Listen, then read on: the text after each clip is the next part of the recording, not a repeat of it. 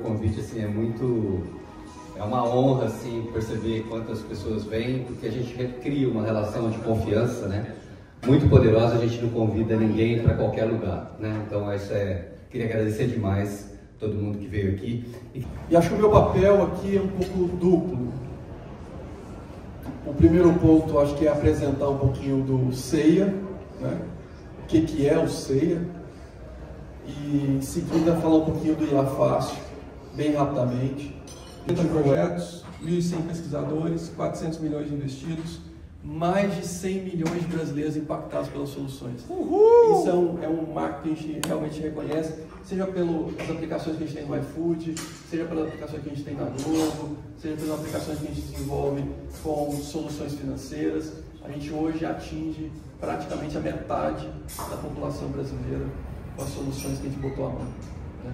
Acho que isso é um marco muito relevante para quem saiu da universidade, que teoricamente era aquele bando de louco, tipo Einstein, que só pensa em teoria, em paper, e não sabe o que é a realidade.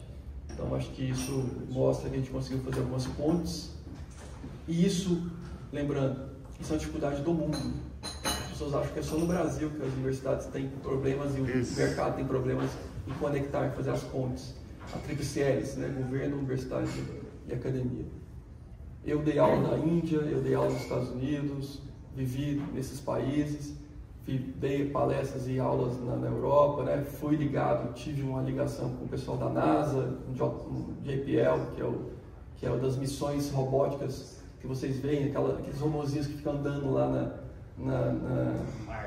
em Marte, nos países, enfim, na Lua. Aqueles robozinhos foram feitos no JPL, que é ali em Pasadena, perto de Los Angeles.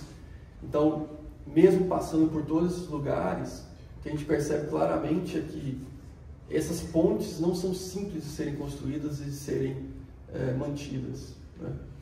Porque são mundos muito diferentes. As métricas do mundo acadêmico é muito diferente das métricas do mundo de mercado, que é muito diferente das métricas do mundo de governo, que é bem diferente das métricas do mundo militar.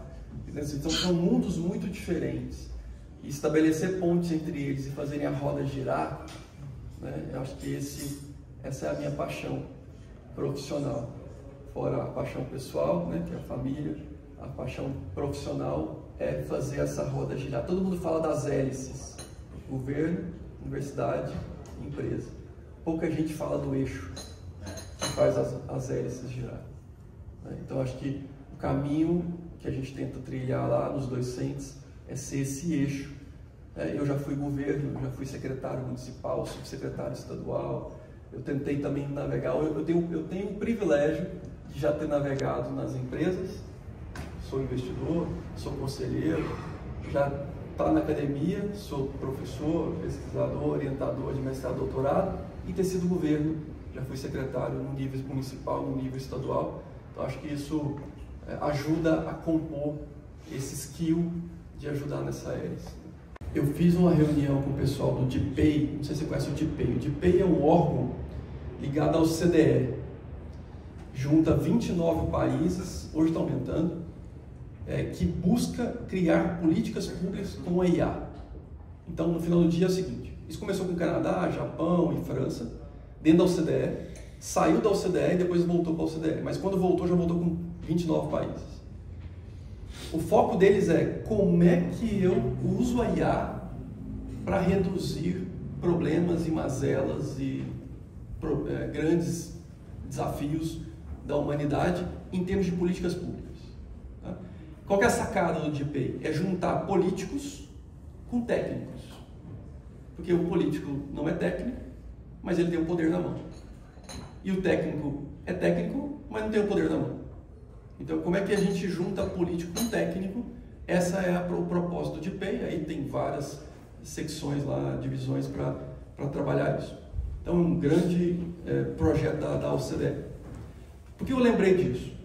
Porque a minha palestra na OCDE, nesse evento de DPEI, que foi agora na Sérvia, a minha fala foi exatamente essa. Foi assim: olha, vários países vão surfar essa onda da IA, vários. Mas para aquele país que já é desenvolvido, que já está no tabuleiro bem posicionado, para ele é continuar o movimento, não é sair da inércia.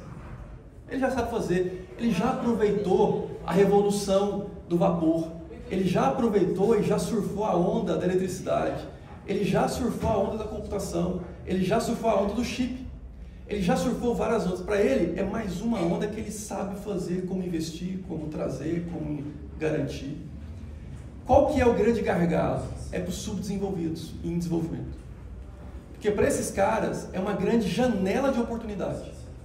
E eu vou repetir, é uma grande janela de oportunidade, porque nessa hora o tabuleiro geopolítico se movimenta. Nesses momentos de troca de revolução tecnológica, o tabuleiro se movimenta. Você tentar movimentar o tabuleiro antes disso é um esforço gigantesco que esquece. Agora, quando você muda o jogo, quando você muda a tecnologia, você muda o movimento do tabuleiro. As pessoas começam a se movimentar. Nesta hora, para os países em desenvolvimento, é a grande chance do cara fazer um salto. Só que para isso, que aí é o grande problema, o desafio não está externo, está interno. É mentalidade, é cultural, entende? O problema é o cara ter que investir em saneamento básico, o cara ter que investir em escola básica e ao mesmo tempo gastar uma grana com IA. Isso não é popular. Isso não casa dentro do sistema geopolítico dele interno. Isso não sobrevive ao sistema hierárquico interno. Entende? E aí entra no ciclo vicioso. Porque o cara não consegue fazer os investimentos necessários, priorizar o que precisa priorizar, e o outro que já está no movimento, para ele é mais fácil. Então, a briga é, eu consigo romper qual é o ser humano ou grupo político que vai topar a briga de ser impopular e quebrar o ciclo. Esse cara vai ser reconhecido quando morrer, não quando estiver na próxima eleição. Esse é o grande desafio geopolítico e mental que nós temos nos países subdesenvolvidos. E acho, eu costumo dizer que eu sou o Ariano Suassuna, né? Eu não gosto de ser o otimista tolo, nem o pessimista chato. Eu gosto de ser o otimista esperançoso, realista esperançoso. Então, sendo realista, acho difícil os países subdesenvolvidos quebrar esse ciclo. Mas para mim é o caminho. É ter liderança suficiente para bater no peito e falar assim, eu quero ser lembrado daqui 100 anos. Eu não quero ser o próximo reeleito. Eu não vou ser reeleito, mas vou ser lembrado daqui 100 anos. Esse grupo político eu acho que não tem nos países subdesenvolvidos. Aterrissando para alguns que estão aqui, né, que está no nível de empresa, de conselho, de grupo, de holding, que assim, nesse ponto de vista, 4 horas. Dá para perceber, né, que o cara não larga o microfone. 4 horas. Eu passo 4 horas, das 4 horas eu passo 80% do meu tempo tentando trabalhar a mentalidade dos alunos para eles pensarem grande. Think big. Pense grande. É impressionante como a gente tem a capacidade de se automutilar. É impressionante como a gente tem a capacidade de se auto-sabotar. É o tempo todo a gente achando que não consegue, que não dá, que não é pra gente, que a gente não faz. E isso parece pouco, mas quando a gente faz gerações e gerações com esse pensamento, gera esse problema da mentalidade subdesenvolvida. Obrigado mais uma vez, Pedro. Prazer.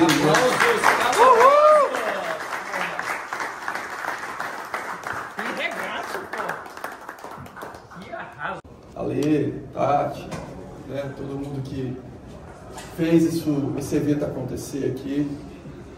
Eu vim bate-volta. Nós que agradecemos. Nós que a gente sabe o que é a sua agenda. Eu vim bate-volta, cheguei agora, estou indo embora daqui a pouco, enfim. Mas é um prazer estar aqui com vocês. E acho que o meu papel aqui é um pouco duplo. O primeiro ponto, acho que é apresentar um pouquinho do CEIA, né? O que é o CEIA. E em seguida, falar um pouquinho do IA Fácil, bem rapidamente. O objetivo não é ser muito prolixo, não. Centro de Excelência em IA. Tá? O CEIA Aumento de competitividade das empresas. E eu vou andar um pouquinho, porque eu sei que tem um monte de gente que está ou querendo descansar porque o dia foi longo, ou porque o WhatsApp não deixa o cara descansar. Mas ele é o professor. Bota a mão direita. Não tem ninguém comigo, tá vendo aí? Ó. E aí, de vez em quando, as pessoas trocam a mão direita com a mão esquerda e vira aquela confusão. Mas aí você começa a perceber quem está no celular e quem está te ouvindo de verdade. Mas enfim, o CEIA, a missão do CEIA é aumentar a competitividade das empresas. Uma organização que foi montada dentro da universidade, um centro que foi montado dentro da universidade, que tem um foco em apoiar as organizações, as empresas. Não só as privadas, principalmente as privadas, onde a receita do CEIA é 70% privado, 30% público, mas também as organizações públicas. A gente tem vários projetos com diferentes órgãos públicos também. Eu vou falar um pouquinho disso. Como é que a gente faz isso? A gente pega problemas reais. Então o CEIA não está publicando artigo, o CEIA não está formando aluno, o CEIA está pegando um problema real e tratando os problemas reais com o IA. Esse é o foco do CEIA. Tem outros órgãos dentro da UFG que formam aluno, tem outros órgãos que faz pesquisa, publica artigos, mas o foco do Centro de Excelência é aumentar a competitividade das empresas, principalmente as brasileiras. Não só as brasileiras, mas principalmente as brasileiras. Tá? Então, hoje o Centro tem 1.100 pesquisadores da área de IA. Vou repetir.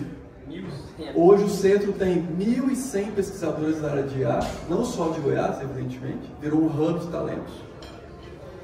Isso equivale a dizer que nós somos o maior centro de IA da América Latina.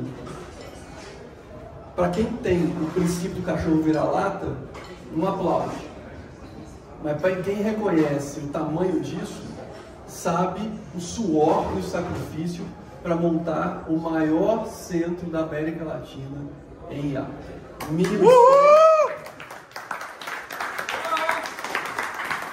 Vamos queimar o churrasco! Aê! O Bento levantou. Aê! Antes do hype, né? 1.100 pesquisadores. Começou são quando? 30 projetos ativos hoje, com diferentes setores da economia. Né? Isso equivale a dizer que a gente faz projetos com saúde, educação, governo, logística, manufatura, gestão e todas as outras áreas e setores da economia. Tá?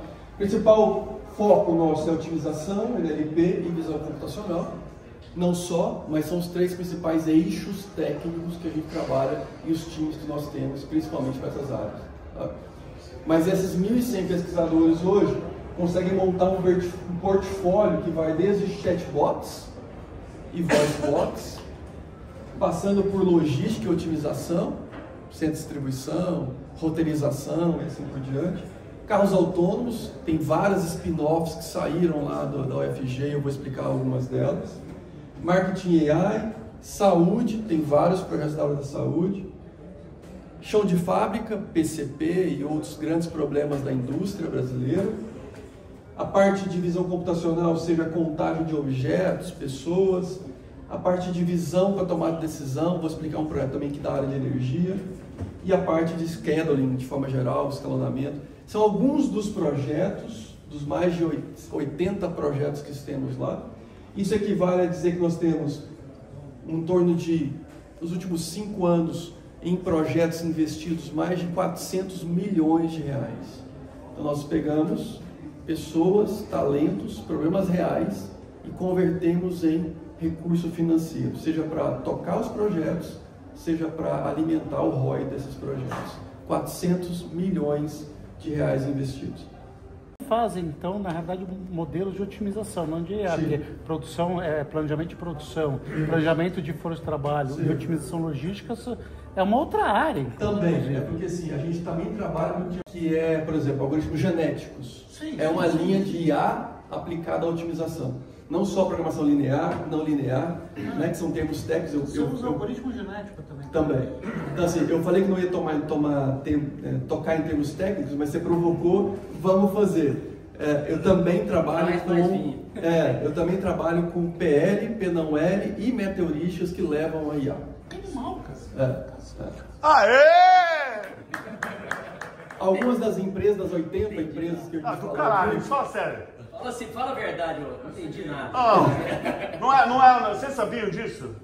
Eu não entendendo o que é PNL, o que não é. Eu não entendi nada. Ia até te perguntar por que aquele PNL lá, aquele PNL. PL é programação linear. Que é o quê? P não é programação não linear. Posso resumir o que é? Pode. A minha empresa anterior, eu comecei com otimização logística e simulação computacional, depois eu fui para a rede neural não supervisionada.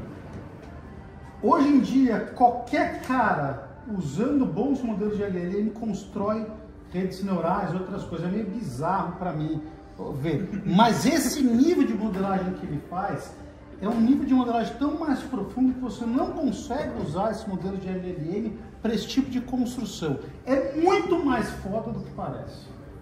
Menino é bom. Aê! Né, que tem contratos juntos, vai desde Copel Energia, distribuidor de energia no sul do país, a Cilia, que eu vou falar rapidamente sobre ela depois, que é um caso bem interessante, IntelliPost, que é de São Paulo, logística, Vacinar, a indústria do agro espalhada pelo país todo, a VEG dispensa comentários, a iFood, idem, Einstein também, o Google, vou falar do projetinho que a gente fez com o Google, bem pequenininho, né, que é o Gaia, depois eu vou falar um pouquinho dele. Né? O Bancobras, Natura, Globo, Recover do Itaú e outros tantos projetos com grandes e pequenas empresas, a parte do governo também, Tribunal de Contas, Tribunal de Justiça, CNJ, a gente tem feito várias coisas com diferentes governos, Estado e Tribunal de Justiça de forma geral. Seja pelo setor privado, seja pela produtividade do setor público em diferentes instâncias, isso em escala desde 2019, então é uma história bem recente, tá? E para fomentar esses 1.100 talentos, como eu disse, a gente capta talentos e retém talentos, parte desses talentos a gente forma dentro de casa. Então a gente tem o primeiro curso de graduação em IA do país, é nosso, da UFG. Então a UFG montou lá atrás, inventou lá atrás no país o curso de bacharelado em IA, já tem a segunda turma formada e é o curso mais concorrido da Federal, mais que a medicina, né? Então hoje o curso mais concorrido da Federal de Goiás é o curso de IA, tá? Então a gente tem formado diferentes talentos, não só na graduação, como na pós-graduação, mestrado e doutorado. Não é o do CEIA, porque isso é da UFG, mas isso entra dentro do ecossistema CEIA, né? Porque hoje a gente tem o CEIA, tem o AXT, tecnologias imersivas, que faz parte do ecossistema, tem a graduação, tem a pós-graduação, então a gente tem um ecossistema startups, fundos de investimentos, a gente tem um ecossistema rodando dentro da Universidade Federal de Goiás. A empresa, a Syncar, e ela vende para 5 países diferentes essa plataforma de carros autônomos. É um carro autônomo de pequeno porte, focado em first mile, last mile, e aí você usa isso dentro da chão de fábrica, você usa isso para o Canadá, que tem uma plataforma rodando no Canadá para limpeza das ruas e tirar de neve, até segurança patrimonial dentro dos condomínios, também o mesmo robô, diferentes aplicações, seja de serviços, e hoje a Syncar, se não me engano, está no Series B, foco desse projeto, que nasceu num TCC, nasceu dentro da universidade, dentro de um TCC. Esse é um caso, tem outros tantos casos que acontecem lá. Esse é um outro caso da Copel, a gente construiu o hardware e o software, e a ideia é fazer gestão inteligente de poda de vegetação. Lá na Alemanha, não é no Brasil, na Alemanha, a vegetação interrompe a rede elétrica, né? Aqui no Brasil isso não acontece. Aqui no Brasil a gente está tranquilo com relação à queda de energia. Isso quase não acontece. É porque talvez tenha uma tal de Enel por aqui. Né? Quando entra uma tal de Enel por aqui, o negócio fica um pouquinho mais complicado. E aí, o que a gente fez com a Copel? A gente analisa e mapeia a vegetação para identificar o risco da vegetação invadir a rede elétrica. E aí a gestão passa a ser agora não por lotes, não por regiões, mas ela passa a ser por risco. Então você tem ou um carro da própria companhia, ou um caminhão de lixo rodando a cidade, e aí ela tem uma informação dizendo, olha, região tal, rua tal, precisa poda urgente, ou vai sofrer consequências se não podar aquela vegetação geolocalizada, né? Então a informação é precisa e nesse grau e nesse nível. A Cilia é um caso bem emblemático, a Cilia é goiana, fez projeto conosco, e a Cilia, o foco dela, o produto dela é você conseguir fazer um orçamento veicular a partir de uma foto de um carro batido. Então você tira a foto do carro batido, E com isso você consegue rapidamente ter o valor do orçamento para conserto do carro. A Cília, com esse produto, atingiu mais de 90% do market share do Brasil. Todas as seguradoras, exceto o Grupo Porto Seguro, usam solução Cília. Né? Porque você reduz de vários dias para poucas horas o orçamento do carro e a jornada desse cliente. E a margem de erro é baixíssima, É né? muito baixa. Então, vocês têm noção disso? Eu vou ter que falar isso. Tamanho do mercado. Não. Puta, olha o expertise que tem que ter. Você tirar uma foto de um carro batido, como é que faz por dentro, como é que o dano das pedras ele vai fazer um orçamento. Isso aqui é um puta case. E aí, é claro que tem que ter muita evolução, porque os modelos de carros mudam, porque os tipos de carro mudam, porque as peças e os custos mudam, e isso está o tempo todo sendo evoluído. Isso é uma verdadeira deep tech, né? Isso não é uma empresa de insurance, não é uma empresa de seguros, não é uma empresa de software, de insurance tech, né? Assim, é deep tech, é uma empresa que nasce e propõe valor na tecnologia. Não tem outro valor que ela entrega que não seja diferencial competitivo na tecnologia. Não tem absolutamente nada de LLM, de linguagem natural, de texto, é outro mundo. Aqui é visão computacional, aqui é outro mundo. E é IA. É IA. Bom, aqui rapidamente, Pegar isso com... a dificuldade de saber qual peça precisa ser trocada. Sim, aí você precisa do design do carro, etc. Mas o preço das peças, eu imagino que o Isso, catálogo mas assim, a seja... dúvida é, essa peça precisa ser trocada ou não precisa ser trocada? Né? Então esse nível de dano leve, dano médio, dano troca, né? Tem que fazer troca, dano grave, dano severo, esse nível de dano, né? É que é uma análise mais complexa. Né? E até para as consequências, a batida que infiltrou em peças, até que nível de peças atrás? Internas. Tá? Bom, esse é um exemplo de vendamentos e eu preciso ofertar. Isso aqui é muito legal. O vendedor, imagina que você tem um grupo, né, um time de vendedor júnior, que é a maioria, o turnover nas companhias é muito alto de forma geral. E aí você tem que fazer a formação de júnior para vender mais. O que você pode fazer? Bom, você pega a IA e passa a ser ela a tutora, a copiloto de venda. Tá? E o que significa dizer isso? Que mesmo uma pessoa sendo um vendedor júnior, nesse caso um distribuidor de medicamentos, ela oferece para as farmácias, os clientes, um nível de mix de produto e oferta de produto que só um sênior conseguiria fazer. Para aumentar ticket médio, para aumentar upselling, para aumentar cross-selling, para aumentar, no final do dia, aquele DRE que a companhia deseja. Tá? Então, aqui a ideia é ofertar um mix de produto que seja atrativo para o comprador com a IA. A parte, nesse caso, muito interessante, de vendedores em campo, mas poderia ser outros tantos exemplos, e aqui eu preciso otimizar horário de saída, quem vai visitar qual cliente, horário de chegada, horário de almoço, restrições da própria via ou da própria pessoa e assim por diante. Esse é muito legal, que é do tecnicês, linguagem técnica em linguagem comum. Aqui foi aplicado no jurídico, mas vale para outros cenários. A gente pegou com o Tribunal de Justiça, quem nunca pegou uma decisão do juiz, olhou para ela, leu de novo, leu pela quinta vez e perguntou, ganhei ou perdi? Porque você não consegue extrair nem sequer se você ganhou ou perdeu na decisão. Quanto mais o que estava realmente sendo dito naquela decisão. Então a ideia é usar a IA para traduzir linguagem técnica em linguagem comum. Isso está rodando dentro do Tribunal de Justiça para várias pessoas na vara da família. Eu, inclusive, crio um fluxograma visual que eu traduzo a linguagem texto em linguagem de imagem para que aquela pessoa seja inteligível, né? Que a pessoa possa pegar aquilo e realmente entender o que está acontecendo naquela linguagem técnica. Isso se explode para um monte de coisa. Imagina chão de fábrica, funcionário, manual de máquinas, enfim, área médica, tem a linguagem própria. Aliás, a gente humano é cheio de criar as bolhas com as suas linguagens para proteger mercado, para proteger essas relações. Aqui é predição, na verdade, é classificação de retinopatia diabética. Retinopatia diabética é a principal causa de cegueira do mundo.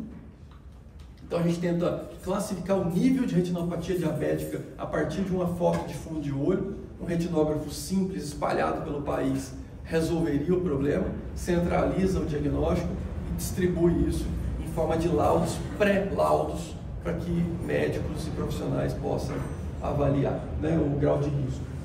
Aqui é muito legal a startup, as empresas. Aqui é uma startup. Também, né? A da retina também é uma tentativa de ser remoto. Remoto.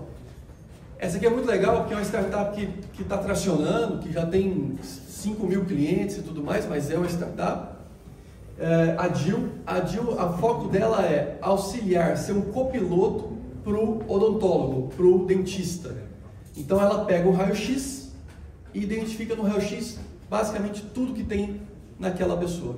Seja os dentes, a massa óssea, seja as patologias, e ela consegue ser por dentista aquele copiloto para dizer, olha, acho que você não percebeu, mas tem uma cárie aqui. Olha, você não percebeu, mas tem uma infiltração aqui. E a forma de tratar isso é assim, assim e assim. Então passa a ser aquele amigo do especialista para ajudar a tomar a decisão. Tá? E de novo, tracionando, já tem ali alguns investidores e está aí em torno de 5 mil clientes. O foco dessa indústria é suplementação animal. E o que eles fizeram? Ao invés de só vender produto, eles estão vendendo produto com serviço. Eles entregam para o assistente que vai em loco, o assistente da empresa que vai em loco nas fazendas, e o assistente consegue, para o produtor rural, falar o seguinte, olha, eu sei que sua margem é muito pequena, e eu vou te ajudar a aumentar a sua margem. Como? Eu vou te entregar um plano nutricional até o abate. E eu vou te ajudar a ganhar arroba, reduzindo o custo de produção. E o software faz isso. O assistente coloca algumas informações, pastagem, tipo de suplementação que está sendo usado, e no final do dia ele recebe um plano nutricional para seguir, e é claro, nesse caso a indústria oferece os produtos que ela tem para suplementação. O cara fica feliz, que ele aumenta a margem dele e ao mesmo tempo tem um LTV, para quem gosta de siglas, né? Tem um LTV de um cliente satisfeito de longo prazo. A gente faz PCPs em alguns casos bem específicos, bastante especializado, porque PCP no mercado tem bastante soluções. A gente foca em coisas mais hardcode. Aí. Tem bastante bots, a gente começou a fazer bots em 2000 e alguma coisa. E o Gaia? O Gaia, não conhece o Gaia é o primeiro modelo de português brasileiro aberto, que a gente desenvolveu junto com a Google. Né? Então, a Google e nós da UFG desenvolvemos um modelo que fala português brasileiro, especializado em português brasileiro, e que é aberto. Então, hoje, em 3 meses de lançamento, já tem mais de 7 mil downloads, diferentes empresas usando para diferentes setores, diferentes contextos. E a gente treinou o Gaia dentro da UFG, né? com alguns talentos nossos e com alguns recursos de máquina que a gente dispunha. Ô Celso, volta um DeepSeek, que foi o que ultimamente deu a queda na NVIDIA e na bolsa de valores, o valor da NVIDIA. A gente calcula que o DeepSeek já foi muito otimizado, ele gastou em torno de 15 milhões de dólares para treinar o modelo deles. Né? Isso é uma estimativa. 15 milhões de dólares. E eu imagino que 15 milhões de dólares foi para a última versão do DeepSeek, né? Que é a versão que está vigente. Então, não é só, acho que é um tripé aí para conseguir fazer isso. E eu costumo dizer que a gente chegou à Lua, fazendo um paralelo com a corrida à Lua, a corrida da IA versus corrida à Lua. Né? Quer dizer, a corrida à Lua nunca foi sobre chegar à Lua. Eu vou repetir. Corrida à Lua nunca foi sobre chegar à Lua. A corrida à Lua é muito mais sobre narrativa, sobre supremacia, sobre tecnologia. Chegar à Lua era só uma comemoração. E a corrida da IA é muito parecida com isso, né? No final do dia, é uma disputa e uma corrida tecnológica, por supremacia, por tecnologia, por narrativa, por pressão comercial. E eu estou falando de macroeconomia, estou falando de tabuleiro geopolítico. Né? E fazendo um paralelo, né, mal comparando, só didaticamente, a gente chegou à Lua com astronautas e foguete brasileiro. É essa a comparação que eu faço com você. Uhul! Você conseguir colocar um time 100% brasileiro para desenvolver o que o chinês está fazendo, na velocidade que está fazendo, com o recurso que está fazendo, e que as Big Techs estão fazendo, é claro que a gente tem que usar alguns tricks, né? A gente tem que usar algumas criatividade brasileira, porque a gente não tem 10 milhões de dólares para fazer, a gente não tem um time que a Big Tech tem para fazer, e nem muito menos que um DeepSeek tem para fazer. Então a gente teve que usar alguns atalhos e ao mesmo tempo criatividade para conseguir fazer. Não foi à toa que a gente associou também com a Google, que parte desse recurso vem via Google, mas o grande diferencial foi nosso em termos de tecnologia e de avanços que a gente desenvolveu. E aí o bacana de falar isso é que parte desse time nosso é espalhado pelo Brasil. Muitos de graduação e alunos que chegaram lá da Bahia, do Sudeste, do Sul, né? E que estão lá conosco nesse pool de talentos. E por fim, desculpa explorar um pouquinho mais, qual que é o benefício, eu te passo aí, é o benefício de se ter um modelo em português? Precisa e precisa para quê? Vai ser uma estimativa que você perde em performance em torno de 30% quando você conversa em português para um modelo que foi treinado majoritariamente em inglês. Para quem não sabe, um ChatGPT, por exemplo, deve usar 0,5% ou 1% da sua base em português, o resto é em inglês, né? Majoritariamente em inglês. Então, quando você conversa com ele em português, ele evidentemente tem uma boa resposta, mas a performance cai em torno de 30%, perto que você estivesse falando com um modelo que fosse treinado mais em português brasileiro. Porque tem então, que traduzir, tem várias questões aí. Tem a questão de performance, mas tem a questão da soberania, tem a questão da capacidade, tem a questão do viralatismo, tem várias questões outras, tropicalização, tem várias questões outras envolvidas, que não só a performance, a parte quant do processo. O que é? O que isso que você falou agora aí? Hoje... Todo profissional, todo ser humano toma decisões igualzinho à inteligência artificial. Né? Não percebe os dados invisíveis, não percebe a conexão entre os dados, não percebe o que está oculto e acaba tomando decisões sem perceber. E depois busca justificativa na intelectualização. Mas não é, está no modelo mental. Você desvendar o modelo para entender como é que você toma a decisão. Esse é o meu trabalho hoje. Manfio, curador da área financeira. No AI Brasil Experience. E ele trouxe aqui, pô, no jantar que teve quantos? 25 pessoas, deu 20 pessoas, sei lá. 30, ele tinha 25, era do Manfio. Parabéns. Obrigado. Obrigado. Obrigado pelo convite. Nada. Tamo junto.